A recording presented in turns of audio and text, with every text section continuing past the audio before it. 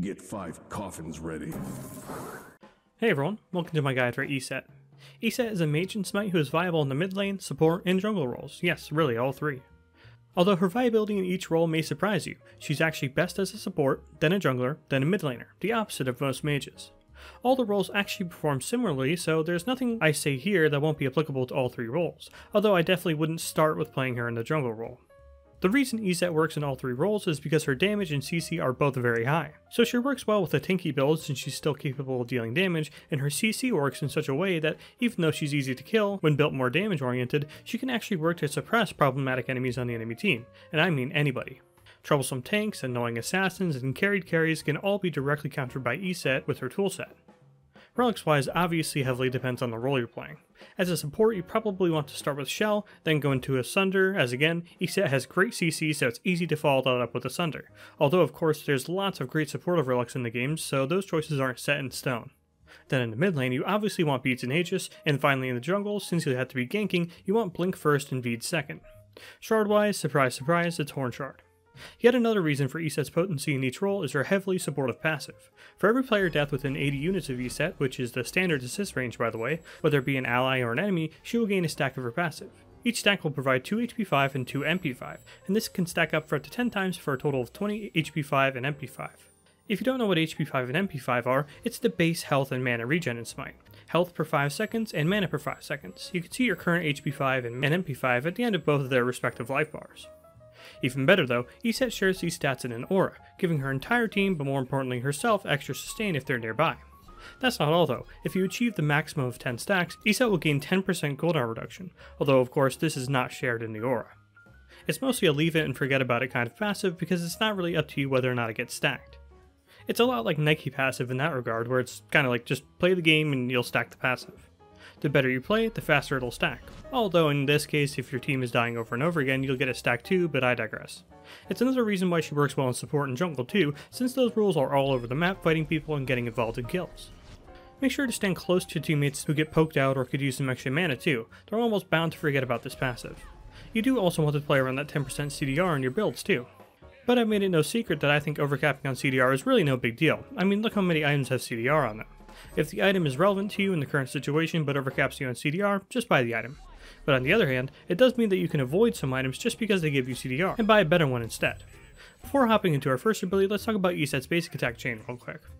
Eset basic attacks twice normally, and then her third basic attack deals extra damage and lands in an AoE. This is great for some wave suppression in the early game, and you absolutely want to use it before clearing the wave, which you do with your first ability. Eset enters a state for 3 seconds where she gains movement speed and is immune to roots and knockups, and she can walk backwards with no movement speed penalty. During this time, she fires 4 orb projectiles in front of herself in a line, each orb dealing damage to all enemies it passes through and being able to be used over walls, although these projectiles won't go through most walls in the game. This ability is stellar wave clear, especially when you weaken the front melee minions with your AoE basic attack first. Although, and I swear this is the last time I'm going to say this, it's another reason why she's not the best mid laner but good in other roles. It deals so much damage that even with a tanky build, the ability still does great during a trade. And plus, in the support role, if enemies try to interrupt you, so what? You're the support, and the enemy team just CC the support instead of one of your carries. Then in the jungle, you're using this ability in the safety and comfort of your own jungle, so there's no meanies looking to hard CC or poke you heavily for using this ability. Root and knockup immunity is great, but at the end of the day in the mid lane, you need to walk all the way up to the wave and just sit there to clear it. And especially right now with gods like Raven, Susano, and Erlong in the meta, you're basically asking to get jumped on as a mid laner. Again, she can immune all the relevant CC with this ability too, but when you're relying on this ability as wave clear, needing to use it just to immune abilities is going to ensure you fall behind. And against mid laners or junglers who have CC other than roots or knockups, you are in big trouble if you get greedy and try to hit the entire wave with this ability. Or at the very least lane opponents with long range, they're going to know exactly where you're going to go to try and clear the wave and will poke you for free for clearing the wave. That said, kicking back and only hitting the melee minions with this ability does result in decent clear too, and safety if you really want to play Eset mid. Plus, she can finish off the ranged minions with her stellar second ability. Eset will fire a large projectile which can go through all enemies and walls, and will detonate once it reaches its maximum range, or when Eset reactivates his ability. And Eset can detonate the ability under any circumstances, even when dead. When it detonates, any enemies in the projectile will be heavily damaged and stunned for 1.5 seconds, and the further the projectile travels before detonation, the more damage it will deal. This ability is perfect setup and peel for, well, everything really. It works great as poke as well, and you're going to want to get good at hitting this ability and learning its range so that you're a constant threat to the enemy team. And plus, as I mentioned earlier, it's great for some extra wave clear in those early stages of the game where Eset can't really finish off the wave in a timely manner. You need to be careful about wasting this ability though. As I mentioned, this is not Eset's only hard CC ability. However, in most situations, to save herself and her team, she'll need all of her CC to hit important targets at the right time. So if you're going to try and poke people with this ability, make sure you're doing it at the absolute maximum of its range, but not so far away that it's not even a threat. A lot like Mercury ult last time, a lot of this is going to be trial and error to try and learn the speed and range of the projectile. Particularly when you try to hit it at max range, which will require you to make hard predictions, or I suppose just good guesses on where your enemies are going to be once it reaches them. So late game, you'll want to throw this ability out a lot as a sort of practice to get it right consistently, but hold on to it more in the early and mid game to help you finish off waves as well as peel yourself and set up kills. Of course, peeling with it means you have to turn around to use it, so again, get that timing down. Luckily, Eset can use her third ability for CC as well in case you're not great with her second ability just yet. Eset casts an AoE on the ground, and after a short delay, all enemies in this AoE will be silenced and slowed, as well as have their magical protections reduced. Then, Eset will grant herself and any nearby allies a shield based on how many enemies are hit the ability. So if you can't already tell, Eset is a very reactive sort of character. Don't get me wrong, if you see the opportunity to 3, 2, 1 somebody, go for it. But in general, Eset likes to have her enemies make the first move so she can shut them down with 3 and 2 CC. I mean, don't get me wrong, if you're a master of hitting raw 2s, go for it. But in general, when being aggressive, you usually cast your 3 on somebody first to slow them, silence them, and reduce their protections for your second ability to become almost a sure thing to hit and do more damage than it normally would since they have less protections now.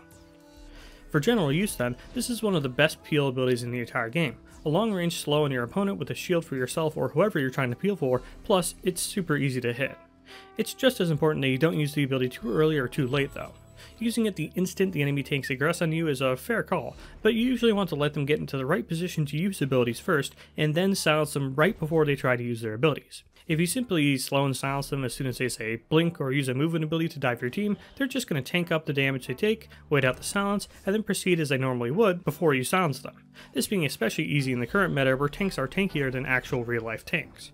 This of course is where your 2 and 3 together comes into play though, allowing you to either chain CC on your target, or CC them once and then leave your other form of CC on the table to try to pressure them out, as a sort of way of saying, sure, you can keep trying to engage on my team, but you'll be eating a stun if you do. And even if the enemy team gets past all that, they have to deal with Eset's insane ultimate. Eset lays down a massive circle AoE.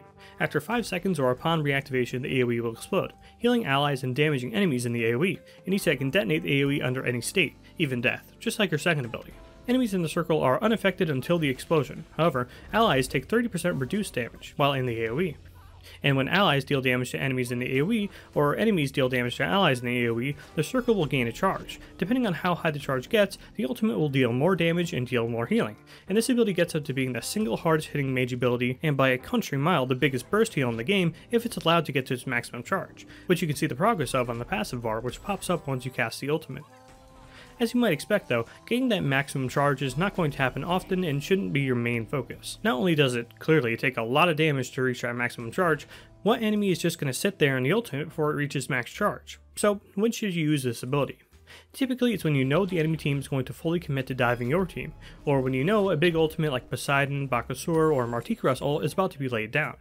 The ultimate isn't the fastest casting ability in the game, but it's fast enough to react to most, if not all, ultimates, so as long as you have a good read on the situation, you should be able to react in time. That's where the difficulty of Eset comes into play. Her abilities are literally just 4 big circles, they're not hard to hit, but use them too early and too late, and it's like they never happened at all, the biggest example being with this ultimate. Use it too early and the enemy team can literally just walk away from it and it's a non-factor. Use it too late and you won't be able to get a big enough charge. The key when you're new to Eset is watch out for enemy movement abilities. If enemies are leaping or dashing into your team, it's almost certainly a good idea to use your ultimate. And again, watch out for enemies with potent ultimates and try to watch them to see when they're about to use their ultimate, then paste your ultimate over your teammates. But it's not only defensive though. Watch out for your own teammates who are diving the enemy team and run up with them, putting your ultimate on them and the enemies while they're diving, CCing any enemies when they're in a circle. The timing is two-pronged as well, given that you have to time both the original casting and the detonation. All I'll say about the detonation is don't get greedy with it. If you see a decent charge with a CC'd enemy in the ultimate, go on the safe side and pop the ultimate when you know it'll hit someone. I mean, it's better to have a half-charge ultimate hit someone than have no hit at all. Speaking of hitting your ultimate, some combos with Eset. 2, 1. Against characters with no movement ability, 3, 1, 2. Then if they do have a movement ability, 3, 2, 1. Against characters with no movement ability, ult 3, 2, 1, detonate. Then if they do, 3, ult 2, 1, detonate as soon as the stun ends. When getting dove, ult 3, 1, 2, detonate before they leave.